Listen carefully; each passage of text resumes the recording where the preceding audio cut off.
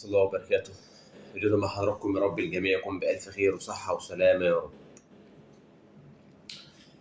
امبارح بعد ما شفنا حلقة نادر شوقي مع الإعلامي إبراهيم فايق، فعلا هو موت أحمد رفعت ثبت لك قد إيه في وساخة، في فساد في اتحاد الكرة، تزوير في العقود، حاجات ما هياش مظبوطة. اللي عايز يعمل حاجة بيعملها. طيب، بسم الله الرحمن الرحيم. ولا تحسبن الله غافلا عما يعمل الظالمون إنما يؤخرهم ليوم تشخص فيه الأبصار. صدق الله العظيم. ولو حد سألك عن العدل قل له قد مات عمر. بس عايز أقول لك على حاجة بعد الحلقة اللي شفناها امبارح، وقد إيه نادر شوقي من تعابير وشه في حاجات كتيرة هو عارفها، بس الراجل تحس اللي هو مش قادر يتكلم. وانا بس عايز افهم كلمة ان انا بعد ما اخلص الحلقة ديت بقول له انا مش عارف بعد كده ايه اللي هيحصل لي، يعني مش عارف ايه اللي هيجرى بعد كده. انا على حد علمي تقريبا ان نادر شوقي معاه جنسية المانية، فخلاص يعني وصلت بينا المرحلة لكده.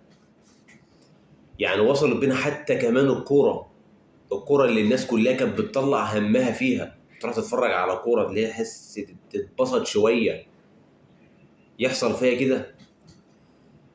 بس كلمة وإن ضاع حق في الدنيا ففي الآخرة محكمة العدل، محكمة عادلة حاكمها الله، وعند الله تجتمع الخصوم.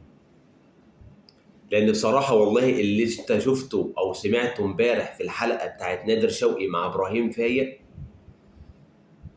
في فساد، والله العظيم فساد. إن يكون في شخص مسؤول يكون هو السبب في الحاجات ديت أيا كان من الشخص، هو خلاص يعني بقى معروف. يعني حلقة امبارح يعني هي لخصت مين المظلوم ومين الظالم. هل حد هيتحاكم؟ لا. هل حد يعني هيتحقق معاه؟ مستحيل. جماعة موضوع أحمد رفعت يوم 2 3 الموضوع هيتطرمخ والناس هتنسى والأمور هتمشي طبيعي.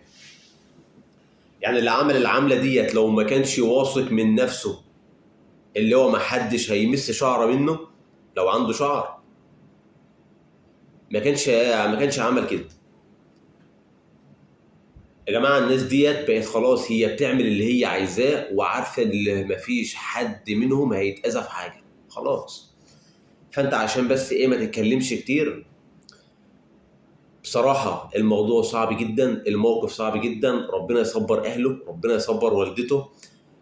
الله يرحمه، الله يغفر له، الناس كلها تدعي له. لكن انت حاليا مفيش ايدك حاجة تقدر تعملها غير اللي انت تدعي له بالدعاء بالرحمة والمغفرة.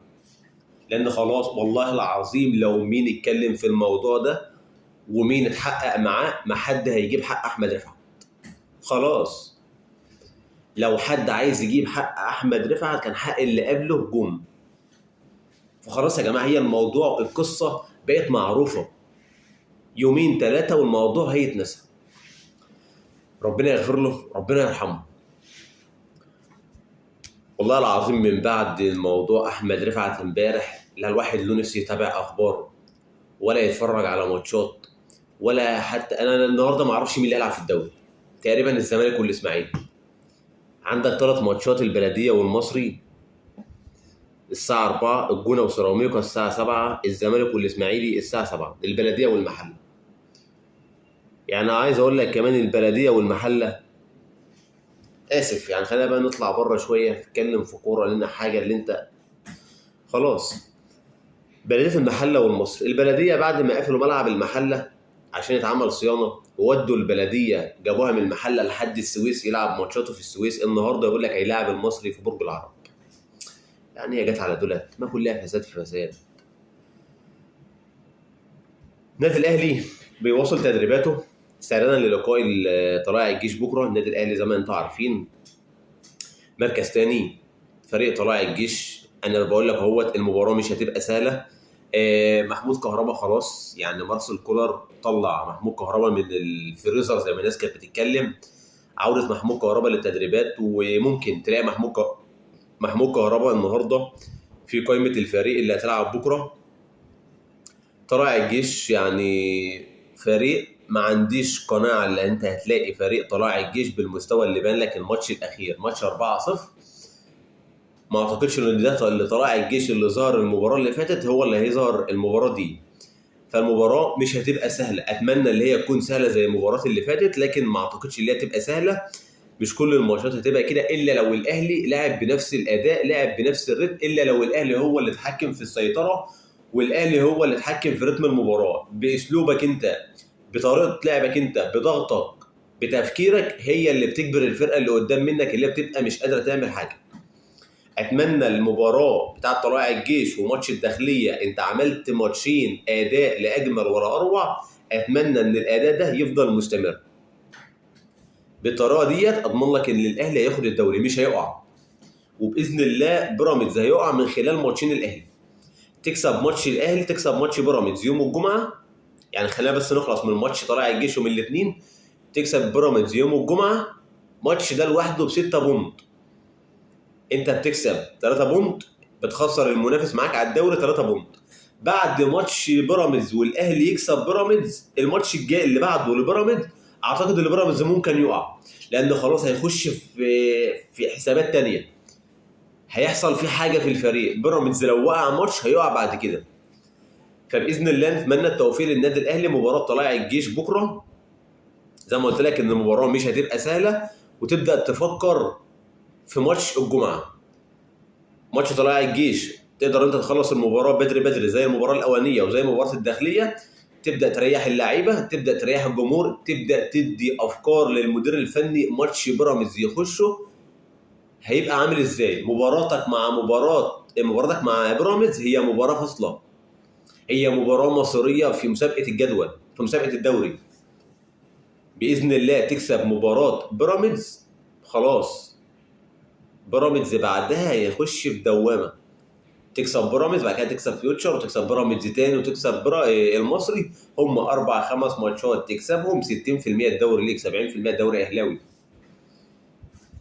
فنتمنى التوفيق من لعيبه الاهلي، نتمنى التركيز، نتمنى الاداء اللي شفناه في المباراتين اللي فاتوا يكونوا موجودين خلال الفتره اللي جايه، بحيث ان انت تقدر ان انت تنهي الدوري. بيراميدز مش هيقع غير من خلال ماتشين الاهلي. تقدر ان انت تكسب بيراميدز، بعد كده هو يخش في حاجه ثانيه. بيراميدز يا جماعه لو انت مستني ان بيراميدز يقع في ماتش غير ماتش الاهلي، مستحيل. حتى لو هم مش قادرين يكسبهم، عنده اللي هيساعده، الحكام هتساعده. فبيراميدز باذن الله يخسر ماتشين من الاهلي، باذن الله يكون الدوري اهلاوي. عايز اقول لك على حاجه بعد كده، بس دي طبعا هنخليها مش دلوقتي، خليها مش دلوقتي، لان ايه يعني المرحله اللي جايه. طيب بالنسبه يا جماعه للناس اللي سالت على موقف او اللعيبه اللي راحه للمنتخب الاولمبي، المنتخب الاولمبي خلاص هو بدا المعسكر تقريبا من يومين. محمود صابر، ابراهيم عادل. طبعا كان الكلام كتير عن ابراهيم عادل اللي هو يطلع من المعسكر ويجي يلعب ماتش الاتحاد مع ماتش الاهلي. تقريبا لحد الان خلاص ما فيش حد يخرج، لا لعيبه الاهلي ولا لعيبه بيراميدز. لحد الان ما فيش حاجه بتقول لك ان اللعيبه تخرج. خلاص اللي جوه جوه واللي بره بره، يعني خلاص بينتهي كده الموضوع. علشان في كلام كتير اتطرح، قال لك ان بيراميدز هياخد لعيبته وابراهيم عادل يخرج بالمعسكر وما اعرفش ايه. ما فيش الكلام ده. انا معاك اللي هم يعني بجمله الفساد ممكن يعملوها، لكن ما اعتقدش. يعني لو عملوا كده الاهلي برضو من حاله هو يطلب لعيبته، وبعدين كده كده لعيبه الاهلي موجوده في المعسكر، فبالتالي اللي هي هتشوف هل لعيبه بيراميدز خرجت ولا ما خرجتش، هتخرج ولا مش هتخرج. فخلينا بس عشان ما نسبقش الاحداث نشوف ايه اللي هيحصل. نتمنى التوفيق للمنتخب الاولمبي، نتمنى الناس كلها تقف في ظهر المنتخب الاولمبي. لعيبه شباب صغيرين محتاجين الدعم، محتاجين المسانده، محتاجين كل واحد يقف في ظهرهم. بيلعبوا باسم منتخب مصر، نتمنى لهم التوفيق، نتمنى لهم ان هم حتى يرجعوا بميداليه. معانا الثلاث فرق الموجودين في المجموعه، اوزبكستان وعندك الدومينيكان واسبانيا. نتمنى التوفيق للمنتخب الاولمبي. اشوفكم على خير في فيديوهات تانية ان شاء الله. السلام عليكم.